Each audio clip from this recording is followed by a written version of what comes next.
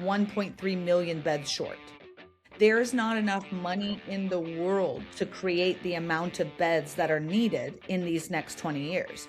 I could literally just shut off my computer and just go build and build and build and build and build, and it wouldn't even be a drop in the ocean of what is needed for the coming silver tsunami. Hi, everybody. Welcome back to Break Free from Wall Street, the show where we help investors build real wealth outside of the stock market.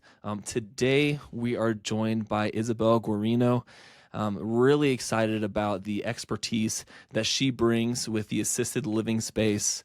And yeah, we're going to dive right into it and get to know you, Isabelle, get to know your business, and get to know this alternative asset. So thank you again for lending us your time and lending us your experience and knowledge today. I'm so excited to be here because I'm on the exact same page as you, right? We've got to get into alternative investing. It is the only way in 2026 and beyond. So everybody who is not listening to this podcast needs to get on this page. I love it. I love it. It's kind of funny because we're in the business of helping people invest with their retirement funds, and you're kind of in the business of helping people invest in retirement, but in a different roundabout way. True. But yeah, really excited to understand a little bit more, and that's what I want to dive into first is this business that I believe found you through family. So take us back. How did you get into this? How did you find the assisted living space? And yeah, Yeah, how'd you get where you are today? my father had been a real estate investor for like 30 years. So he'd done everything from fix and flip, wholesale, multifamily, buy and hold, you name it. He had kind of done it all.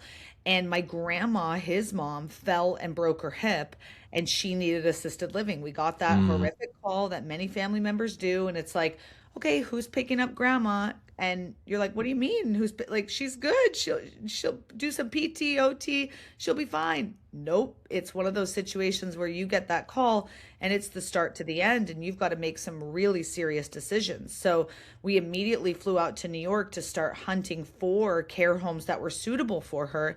And every single place we went into, every single facility smelled worse than the next. They were expensive. They had wait lists. The food was disgusting. I mean, it was just awful. And it was like, okay, this is the choice. This is what we're supposed to be giving our precious senior loved one who gave yeah. us so much. It was really bad. And so my dad, because he was a real estate investor, he had heard of this concept, but he never did it because it didn't mean anything. It was just like numbers on a page. And once this all happened, he was like, okay, we've got to get in because we're either going to be paying 6 grand a month for her to live in one of these homes, or we could own it. She could live for free and we could cash flow Mm. 10 grand a month.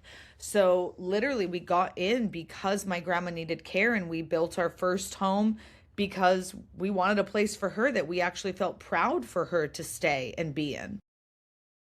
That's insane. And I mean, that's like you said, something that so many people face, that moment of what do we do now? That's something that I've experienced with my wife's grandma, who had been living in the same house that she had lived in for, I think, over 50 years. And it got to a point where they're like, what do we put her in a home? Do we just, and what they had to end up doing in this case was everybody just kind of took their shifts and took care of grandma with basic needs because, there's, anyway, I don't want to get too off the subject, but yeah, something that definitely a lot of people face. And something, it sounds like that was just strictly born out of necessity. Like you had to find a solution. Truly, because not everyone is blessed to be able to go quit their job and take care of loved ones. Not everybody has a big family where they can split the burden and share, the resources. And not everyone can afford in-home care, which is where a caregiver comes Mm, to live with the senior one-on-one. It's insanely expensive. So a lot of times, if you are out of state, have a smaller family, can't really, share those time, resources, and energy, that becomes the only option. And yet a big box facility is just such a icky, terrible choice. It's like, what else is left? And so starting in this space, it was kind of a way for us to use single family investing that we already knew, but actually cash flow and then give this senior, in this case, my grandma, the best of the best. yeah. That's amazing. So and to take us more to the more recent past, I guess, where you became more involved in the business, and why, what led to the position that you hold today. Yeah, when I saw all of this happening with my grandmother, my father, I knew what was going on and I was kind of paying attention and starting to get curious about what he was doing and asking questions and hanging out in his office more, learning this kind of industry from the inside out.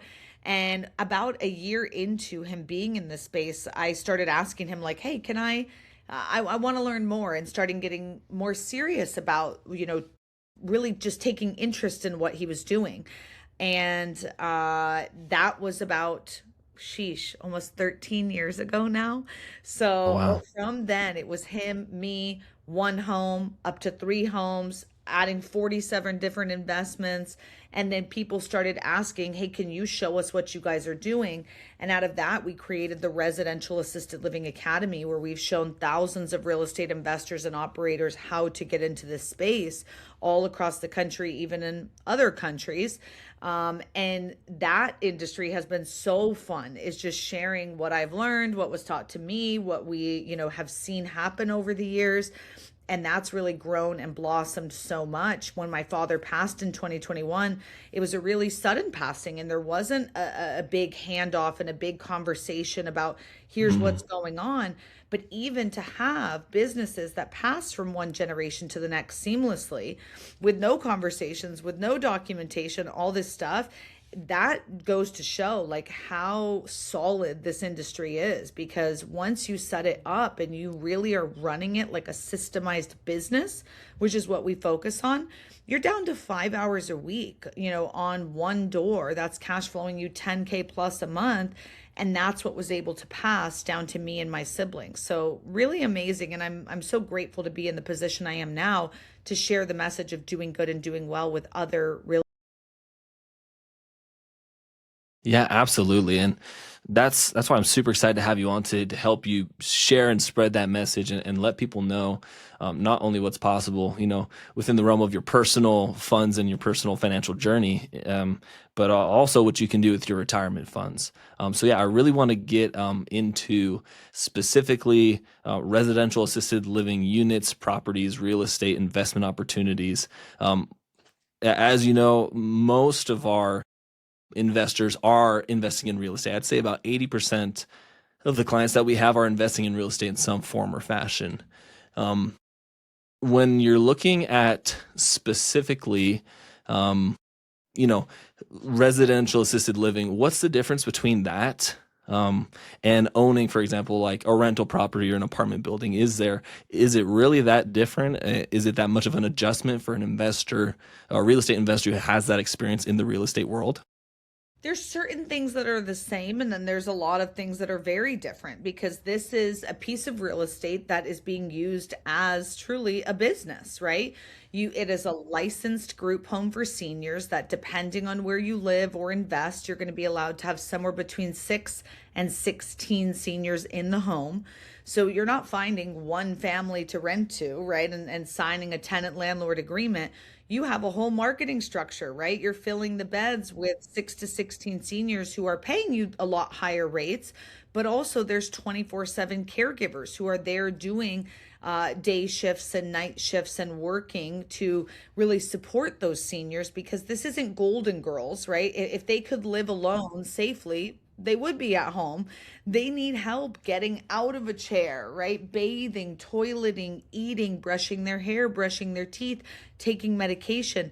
Typically 3 to 5 ADLs is what they need help with. So the home has a license, and so not every home works for this, right? You need to find a luxury high-end home in a really nice part of town that you're going to renovate to add more bedrooms and bathrooms and get it licensed. You're marketing to fill it with seniors, and you've got a whole staff component of people who are doing the day-to-day caregiving, cooking, cleaning, with the seniors, so that you can sit in that owner's box. So it's some things from other types of real estate investing definitely translate, and other things there's a big learning curve, because it is quite different.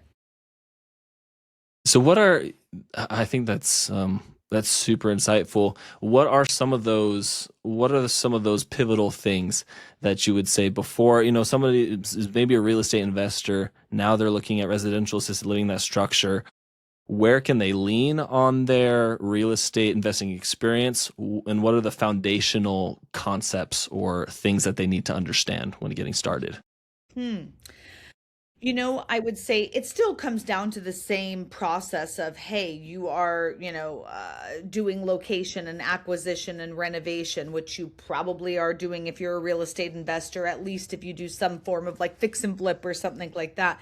Those components are the same, but what we're looking for when we're doing acquisition is a little different, right? So instead of being in a desirable school code, or a neighborhood, this and that. We're looking for demographics.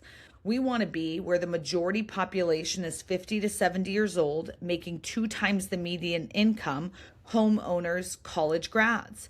That's not the senior, that's the adult child who's footing the bill for the senior. And we want to be right near them because they don't want to drive 45 minutes to, over the river and through the woods just because it's cheaper. Right. They want to be 5 minutes on their way home from work to have the illusion that they are going to go visit mom every day. So it's the same process of location acquisition renovation, but you're just looking for a little bit different things in each of those. Interesting. So you're just learning the specific, you're learning the specific asset itself. It sounds like it really any other alternative asset. You can Yeah. definitely draw on the experience that you have financially as an investor investing in real estate. But there's just, you just dig a little bit more into the niche, and that I think that's super interesting. So breaking it down, I know that you teach that a single home can generate, $10,000 or more a month in cash flow. Walk us through in plain terms where the money, where the cash flow is coming in these types of deals and these types of investments. Yeah. So an average, I know we said you can have somewhere between 6 and 16 seniors in the home.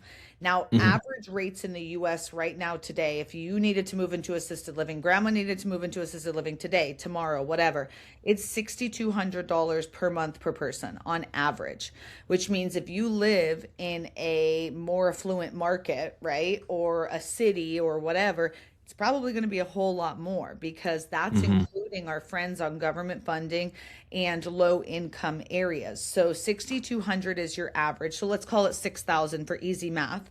And between 6 and 16, we'll say you have 10 seniors. So 10 seniors at 6,000, you have 60,000 coming in every single month on that one door. But obviously, you don't get to keep it all. You've got to pay for the staff to do the care and the food and the Hmm. mortgage and all of this stuff. It's probably going to run you about $40,000 a month to pay for the staff and all of the expenses involved in this. It's a heavy lift. It's not a cheap business to run. That's also why it costs so much for the seniors to live in the homes because there's so much involved. So take out 40,000 for expenses, take out another 10,000 for your mortgage because if it's a high-end luxury home in a nice part of town, it's probably going to cost a pretty penny. Yeah. That leaves you with net take home of $10,000 a month or 120,000 a year. So we show people how to do that. That's what we do too, but that's kind of like the basic example of how we get to that 10K number of what you get to keep at the end of it. And I think you touched on something important there that is important for people to understand who are getting into it. Like, this is not passive income. You're really essentially operating a business with real people living in it.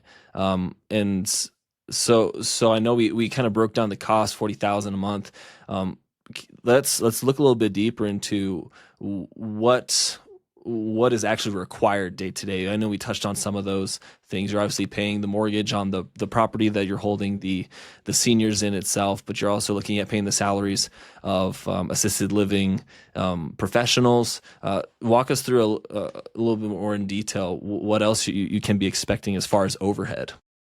Yeah, so when it comes to the owner operator and their role in the home, what we do and what we show people how to do is the most passive version of this. But I love that you're like, it's not really passive. It's not. We're showing the most passive version of it, right? Yeah, this is as passive as it gets. Yes. Other people will show you how to live in the home, work in the home, care for the seniors. That's what 99% of the other trainers or educators in this space teach on is how to really become a caregiver and run it hands on. That's not what I do at all, right? So Hmm. I'm definitely lean more passive, but it still is work, right? So you Right. still are setting up that home, you're hiring the staff. So the majority, the setting up of the home, that's one time. You're setting it up in the beginning and you're going through all those hoops. It's now set. The staff, you're dealing with that every day. That is your job, right? You are having those caregivers who come over and 24/7 are caring for the seniors. So they're helping them with those activities of daily living. They're doing activities and fun things with them, pet therapy, senior yoga, music therapy. They're doing Hmm. 3 meals a day. So they're cooking, cleaning, doing laundry. That's what those caregivers are doing. And then you have a licensed administrator who, in the real estate world, we call it the property manager, right? And so they oversee the entire day to day of the business. So you in the owner's box, you have a once a week meeting with your administrator where you're basically overviewing what's going on in the business. What do you need support with? How can I help you? But that's why the expenses are higher because, well, first of all, you're feeding a lot of people. You got a lot of utilities and electricity and all this, liability Hmm. insurance, you name it, but staff. Paying for the staff to do all the day to day instead of cutting costs and say, well, I'll do it myself. Listen, I'm not a caregiver. I'm not born to be one. That's not who God called me to be on this earth. I don't know if you're listening and you're like, yeah, no, not for me. That's okay. You can still be in this industry. And the way we do it as the real estate owner and investor, hiring those levels of staff so that you are not wiping butts and buying groceries and cooking food. Right. That's not what we're doing, right? So Hmm. it's still active in a sense, but it's definitely the most passive version of this industry. Right. Yeah. And I think I'm glad you made that clarification because I think a lot of people, when they think, assisted living, those are the immediate things that come to mind where people are like, you know what? God bless the people who can do that, but I don't know if I can do that. So, Right. yeah, it again, not passive, but as passive as it gets. And I think a really interesting strategy in this space. Um, I want to kind of build off of that. And think about the new investor. When you see people learn about this and eventually get into investing in residential assisted living properties, what have you seen as far as like the biggest mistakes that new investors make when they get into this space? Like one that would sink them before they even get profitable. Number one mistake that business owners make, RAL owners make, is undercapitalization, right? They do not raise enough money up front to actually make this happen because this is not just a down payment for a house and how much is it going to cost for me to renovate it. Okay, great. Now I'm cash flowing. No, you need money set aside for reserve capital, for carrying cost, for FF&E, for paying yourself as the managing partner. You can't go 6 months with no paycheck giving your blood, sweat, and tears to starting this business. You got to get paid too. So it's really important that you run those projections and are really honest with yourself about the time frame and the timelines. I like to suggest that if you are balls to the walls on your marketing, you're going to bring in two Hmm. new seniors every single month. So if you had 10 beds to fill, that's going to take you about 5 months. Now, heaven forbid someone passes. Okay, I'd rather bake in an extra month or two to say maybe there's some fall off, during this ramp up time. So let's call it 6 months to fill a 10-bed home. Well, that means all the time from when I acquired this house through the renovation, which could be 6 to 12 months. And now I, am up and running. Now I get licensed. That might be another 3 months. Now another 6 months. If you need like over a year of capital to do this. And so people will think, well, I got the down payment on a house. I'm good to go. And then they call me Hmm. and say, I don't have any money. How am I going to do this? That will kill a new business owner in any Hmm. business, but especially in RAL. You have to have enough money to float you for a while. Super insight. Yeah, and when you're looking at what capital you have available, how often do you have people who understand that retirement funds are even a possibility or a bucket that they could pull from? I think it's so fascinating how many people do not even put that in the category of possibility. And that's why I love talking to people like you who understand this. And you're like, no, this is where you could pull from. Because yes, you can go do a syndication and spend a ton of money on a PPM and a syndication attorney and all of this. And that's great. That is a possibility. A lot of people do that. Yes, you can go get an SBA loan, but the SBA is still going to ask you for 5 to 20% down. Well, where are you coming up with that capital? This could be a Hmm. perfect way that you use something you already have that maybe you're not really touching, and you can get great percentages and returns on this, or partner with other people who you can tap into their resources of this exact, way to fund a business, and they could help you with that down payment for an SBA loan or something like that. Because you might not have 3 million sitting in your IRA account. Okay, maybe you do. Yeah. But if you don't, okay, but do you have 5% of that? Possibly. And now that really helps you get through the door and unlock an SBA loan that can open a lot of doors for you. That, and also, I mean, do you have a friend who has left a job recently? Do they have retirement funds sitting on the sideline that they could use as a private lender to you investing in, whatever alternative asset it may be, RAL, real estate, notes, tax liens, crypto, whatever it is? Who in your network can you tap into? And just remember, it's not just the personal funds that they have, but everybody.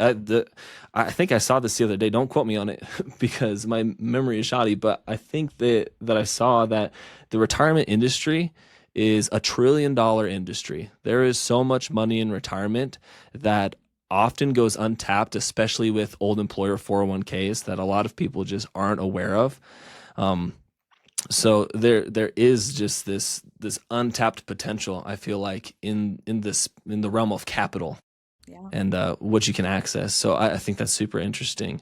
We talked a little bit about, and you mentioned, of course, location with RAL, and I think you mentioned one of the good cases as far as the location. Are there any other good locations that are prime for RAL? Is there any, and on the other hand, is there any that are just like bad, just outright bad, Yeah. objectively bad for RAL? I think that for sure location is so important. It's real estate investing at the end of the day. And if you want to fill your beds with high paying clients, you need to go where the paying clients are. So where they are not is in very low income areas. Where they are not is living in neighborhoods with 3 bed, 2 bath. Nothing wrong with these areas, but that's not where your affluent daughter Judy is, what we call her, right? The adult child who's kind of making those decisions for mom or dad. They don't live in that neighborhood, right? They are the ones who have 2 vacation homes and live in the 6 bed, 5 bath little McMansion in the really nice part of town. And they are retired, chilling with their money. I mean, let's be honest, the baby boomers control over 50% of the money in this country and over Yeah, 50% of the real estate. So they've got money, right? They might have bought that home for 30K. It's now worth 200K. But we need to be in those more affluent areas with the people who can afford the care. Because if you put the home plop in the center of an area where nobody can afford $6,000 a month, I mean, that's a lot.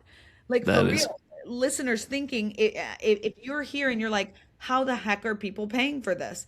Exactly. If you don't have long-term care insurance, which only like 10% of the population does, if you don't have a plan, many times you're selling your home to pay for this, or your adult children are footing the bill. So I need to go where the affluent adult children are and put the home right there because they don't bat an eye at 6 grand a month. Yeah. Wow. That's super interesting. I want to get into I want to touch on that, but I also want to get into licensing, regulation. We did mention staffing, but I feel like especially licensing and regulation can be like a buzzword that scares people off.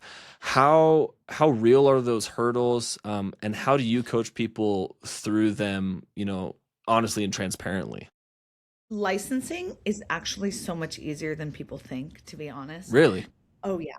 It's paperwork. It's filling out paperwork and making sure that you are abiding by your state rules and regs. So we are not a nationally uh, categorized industry. It's extremely local, meaning it's as annoying as there are 22 different names for RAL across the country. Like almost every 22? other state. Yes, almost no one calls it RAL. We call it RAL because people understand that, but it's called personal care home, board and care, home for the aged, RCFE, right? So many different names. And so there's no organization to this. So every state has their own rules and regs, stipulations, this, that, but it's all publicly available online. So you download the doc, Mm. you follow the rule, throw it into Chat GPT and say, Yeah, explain I this was to gonna a say third grader, right? even easier these days. Yeah.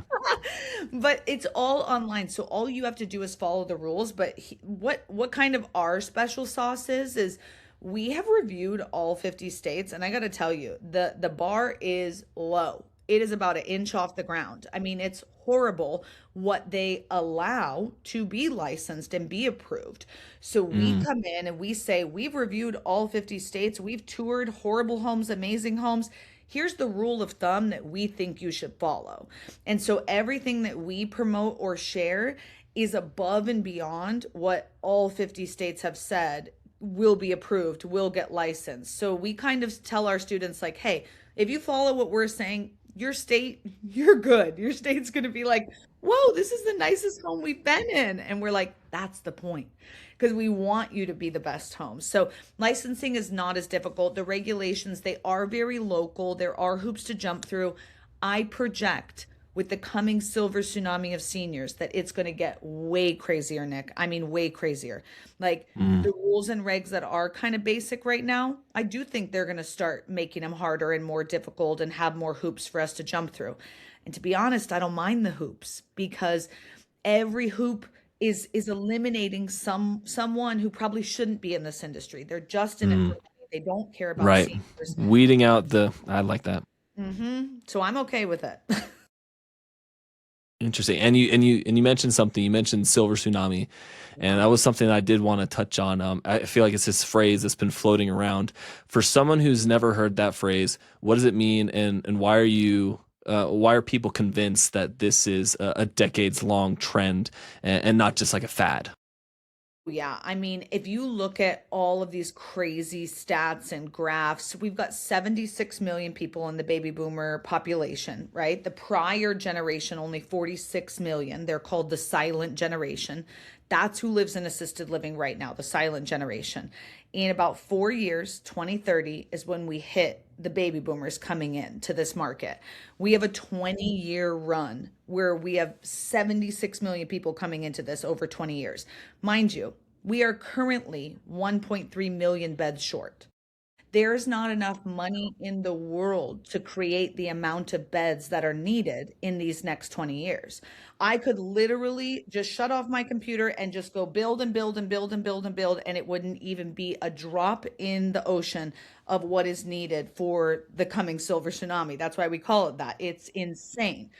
Now, this isn't just a housing crisis, it's also a caregiver crisis. We don't have enough caregivers, right? And I'm not here to get political, but like with everything going on with immigration, 80% of the caregivers in our country right now today are immigrants. Well, if you put a stop to allowing people coming in, that is going to be a problem because that is who cares for our aging population. You don't have a lot of 16-year-olds, 18-year-olds saying, I want to be a caregiver when I grow Yep. up. You just don't.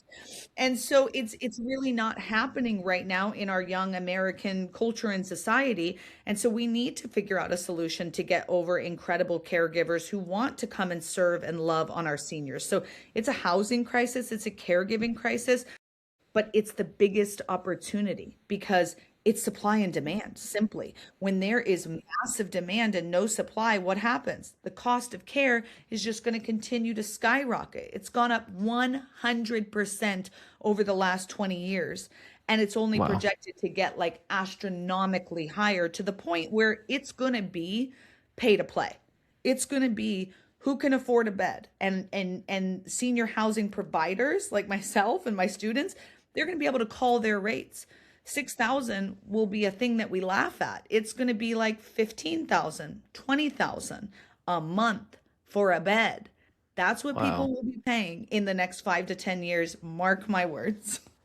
That's crazy. So things have just, well, not things, just, I mean, this this large population of people that are coming into retirement age has reached a critical mass, and there is just no space. There's just not the support that they need as far as people in the industry. That's incredible. That's and like you said, I mean, in a lot of ways, it does feel like this doom and gloom. But on the other side of the coin, the silver lining is there's this great opportunity to be, that solution to have those beds, right? So super super insightful. A lot of our listeners, I feel like would want exposure to this opportunity, but like we mentioned, would have zero interest in being that hands-on operator. What are some realistic ways that somebody could participate? We mentioned as a property owner, as a lender, as an investor. Are those the best ways to participate without running into the care themselves? Yes, exactly. So you could be a private lender or JV partner.